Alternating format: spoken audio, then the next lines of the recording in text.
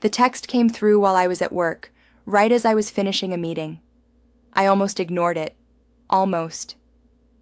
When I glanced down and saw her name, my stomach tightened the way it had for months.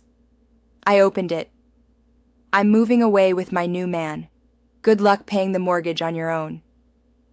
No hello, no explanation, just that. I stared at the screen for a long moment, waiting for anger to hit, waiting for the familiar knot in my chest. But instead, I felt something unexpected. Relief. Not because it didn't hurt, but because the waiting was finally over. The pretending, the gaslighting, the slow death of a marriage where I had been the only one still trying. I didn't reply. That probably shocked her more than any insult ever could. For the past year, my wife had been distant in ways that were hard to describe, but impossible to ignore. Late nights. Work trips that never quite added up. A phone that was always face down. Conversations that ended the moment I entered the room. I had asked her, calmly at first, then desperately, if something was wrong. She always smiled, kissed my cheek, and said I was imagining things. I wasn't. 3 months before that text, I'd started quietly preparing. Not revenge, just survival. I checked our finances, our mortgage, our joint accounts. I noticed money being moved in small amounts, carefully spaced out. I noticed her name missing from utility emails. I noticed she'd stopped contributing to the mortgage entirely while still spending freely. That's when I talked to a lawyer. Not to file for divorce, not yet. Just to understand my position. To know what would happen if she left. What I could protect, what I couldn't. And what she didn't know, what she never thought to check, was that the house wasn't as ours as she believed.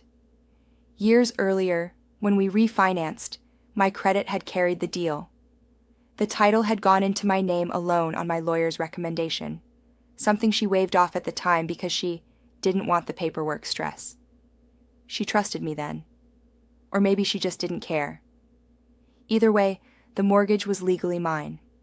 The house was legally mine. And the emergency fund she thought she was draining slowly? I'd already moved it into a separate account weeks earlier after noticing her withdrawals. So when that text arrived, so smug, so confident, it landed very differently for me than she expected. I finished my workday like nothing had happened. I drove home slowly. When I walked into the house, her closet was half empty. Drawers open, hangers missing.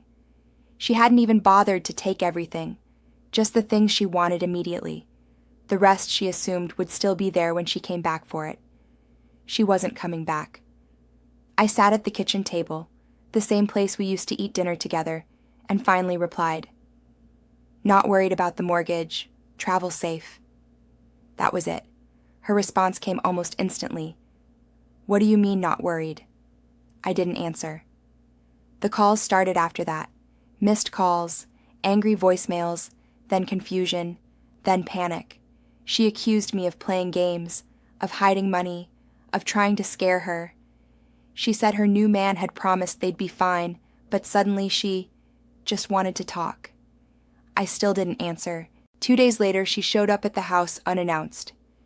I watched her through the window as she tried her old key. It didn't work. I'd changed the locks the morning after her text.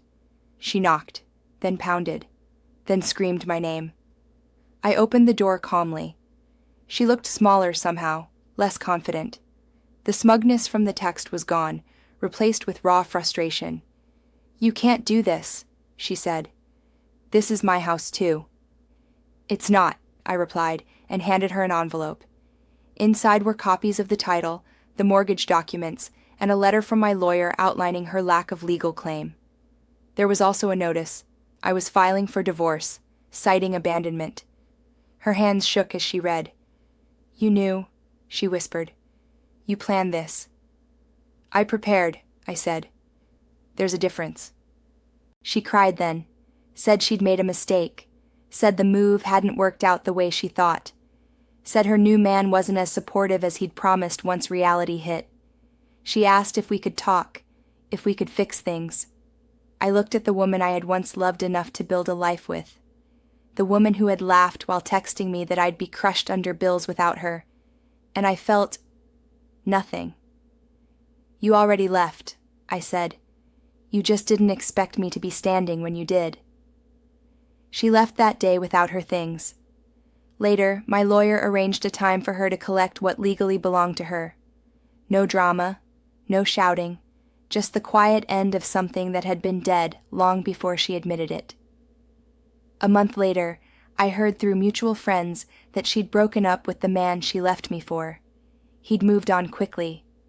Turns out, fantasy doesn't survive real life very well. As for me, the house is quiet now, peaceful. The mortgage gets paid, by me, just like always. But the weight is gone, the constant tension, the feeling of being slowly erased in my own marriage. Sometimes I reread that text, not out of bitterness, but as a reminder. She thought she was delivering the final blow. In reality, she was just confirming that leaving was the best decision she ever made, for both of us.